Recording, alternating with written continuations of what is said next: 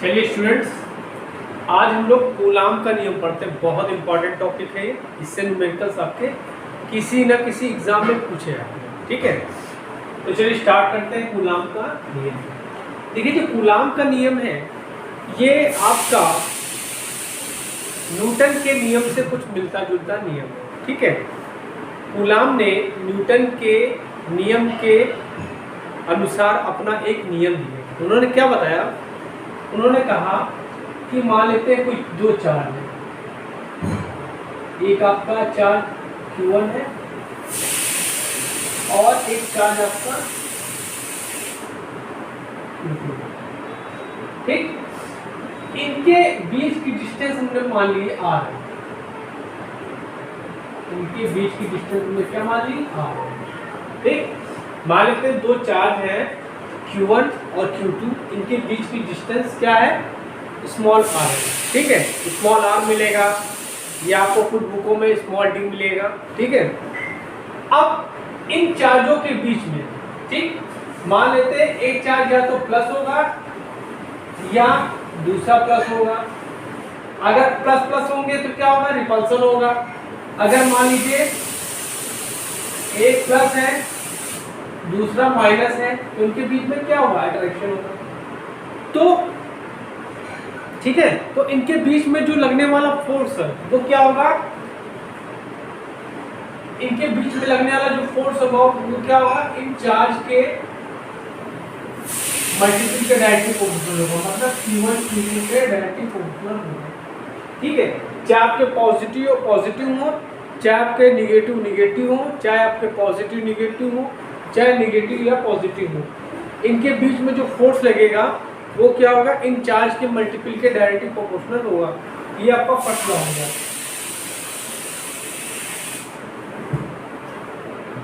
Second law क्या है कि इनके बीच में जो फोर्स लग रहा है, इनके बीच में जो फोर्स लग रहा है इनके डिस्टेंस के स्क्वायर के इनवर्सली प्रोपोर्शनल होगा। ये हो जाएगा आपका 1/r²। This is equation second. ठीक है, अब इन दोनों इक्वेशन को मर्ज कर देते हैं। ठीक, तो मर्ज करते हैं तो क्या मिलेगा आपको? F is directly proportional to Q1 Q2/r²। ठीक,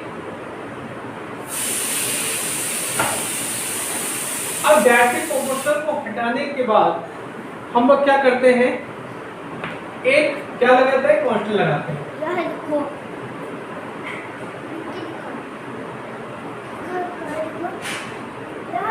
ठीक है, ये क्या होगा? तो यहाँ लगाए हटाएंगे तो यहाँ पे कांस्टेंट लगा देते हैं K, Q1 Q2/r²।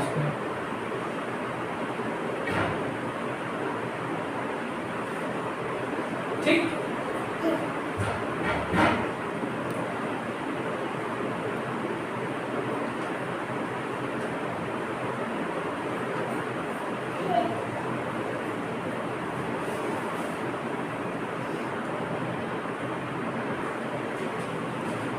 अब देखिए ये जो कांस्टेंट होता है इसकी वैल्यू क्या होती है?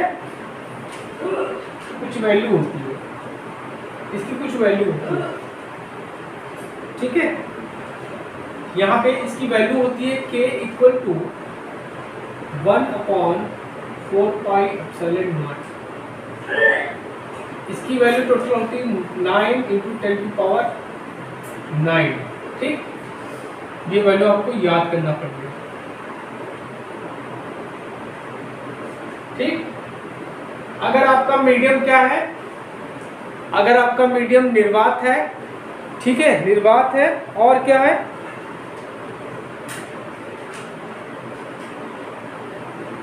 ठीक, तो क्या होगा? वहां पे K नहीं लिखा जाएगा। अगर कोई मीडियम की बात आ गई, कोई मीडियम की बात आ गई जिसका परावैद्युतांक क्या हो? K होगा, तब यहाँ पे क्या हो जाएगा? 4πε0 हो जाएगा। ठीक, और यहाँ जो ε0 होता है इसकी वैल्यू होती है 8.8454 × 10⁻⁻12। एप्सिलॉन नॉट की जो वैल्यू होती है 8.854 इंटू 10 की पावर 12, इसको बोलते हैं हम लोग निरपेक्ष विद्युतशीलता। क्या बोलते हैं? इसको बोलते हैं निरपेक्ष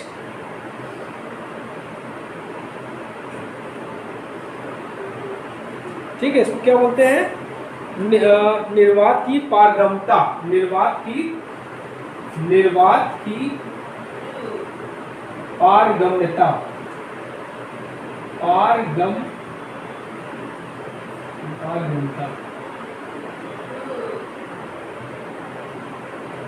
या कह सकते हैं विद्युत की निर्वात की विद्युतशीलता। क्या बोलेंगे? निर्वात की विद्युतशीलता, निर्वात की इसको बोलते हैं विद्युतशीलता। निर्वात की पारगम्यता कहिए या निर्वात की विद्युतशीलता कहते हैं, और उसकी वैल्यू क्या होती है? 8.854 इंटू 10 की पावर -12, ठीक है, -12, ठीक है, न्यूटन मीटर पर कूलम स्क्वायर, ठीक है, ये इसकी यूनिट हो गई। ठीक है, तो यहाँ पे हम इसको लिख सकते हैं F equal to 1/4 pi epsilon naught Q1 Q2 by R square, या इसको इस तरह लिख सकते हैं 9 इंटू 10 की power 9 Q1 Q2 by R square. ये आपका कूलम का नियम हो गया, इसको नोट कर लीजिए। इससे रिलेटेड और 2 पॉइंट्स आपको हम बताते हैं।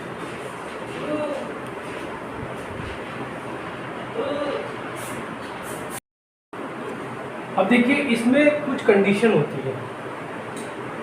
देखिए ये क्या है? पॉजिटिव है, ये पॉजिटिव है, ये पॉजिटिव है, ये नेगेटिव है। ठीक, तो इसमें 2 कंडीशन होती है। ठीक, ये क्या है? सेम चार्ज है, ठीक है, सेम, ठीक है, सेम चार्ज है साइन के। तो अगर मान लीजिए इसको हम बोल दें Q1, इसको बोल दें Q2, ठीक है, तो जब Q1 अपना फोर्स इस पे लगाएगा, ठीक है, तो फोर्स क्या होगा? इसके द्वारा इस पे जो फोर्स लगेगा वो होगा F2 होगा, और जब Q2 इस पे फोर्स लगाएगा तो ये होगा आपका F12। ठीक, तो जब Q1 अपना फोर्स Q2 पर लगाता है, ठीक है, Q1 जब Q2 पर फोर्स, ठीक है, तो क्या होगा? तो जो फोर्स की डायरेक्शन क्या होगी? वो Q1 से Q2 होगी। क्या होगी? Q1 से Q2 जो फोर्स की डायरेक्शन होगी, मतलब Q1 जब Q2 पे अपना फोर्स लगाएगा तो फोर्स क्या होगा? F21 होगा। इसकी डायरेक्शन क्या होगी? Q1 से Q2, तो लिखेंगे F21 इज इक्वल टू, ठीक है, तो क्या होगा इसका डायरेक्शन? ये होगा। ठीक, मतलब Q1 से Q2 होगा। ठीक, अच्छा, जब Q2 तब F21 होगा, और जब Q2 डायरेक्शन क्या होगी? ये फोर्स की मैं लिख दे रहा हूं Q1 to Q2 होगी। ठीक, और जब Q1 पर फोर्स लगाएगा अपना,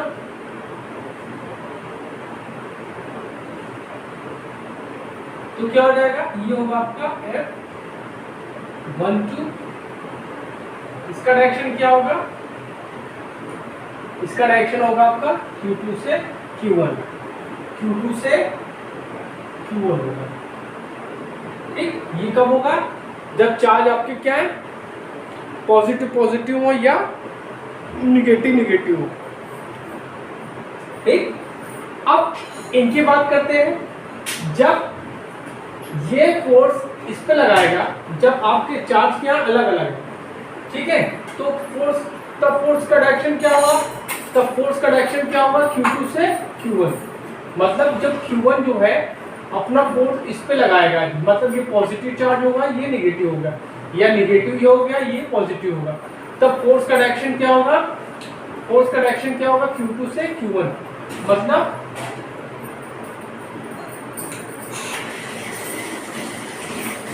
F21 इक्वल टू होगा आपका, क्या होगा? चार्ज फोर्स का डायरेक्शन क्या होगा? Q2 टू Q1 होगा, ठीक है। और जब ये लगाएगा इसमें फोर्स, ठीक है, तो ये क्या होगा? इसका डायरेक्शन क्या होगा? Q1 से Q2, ठीक। और ये हमेशा याद रखिएगा, इनकी जो वैल्यू होगी ये ऐसी होगी, -10, मतलब ये इक्वल होंगे लेकिन इनका डायरेक्शन क्या होगा? चेंज हो जाएगा। ये दोनों क्या होंगे? इक्वल होंगे लेकिन इनका डायरेक्शन क्या हो जाएगा? चेंज हो जाएगा। नोट कर लीजिए।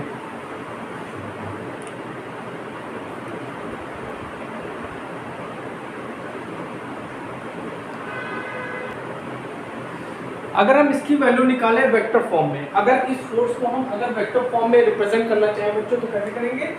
इसकी जो वैल्यू हो जाएगी, ये हो जाएगी F21 equal to 1/4 pi epsilon naught Q1 Q2 by R square R, ये वेक्टर फॉर्म में होगा,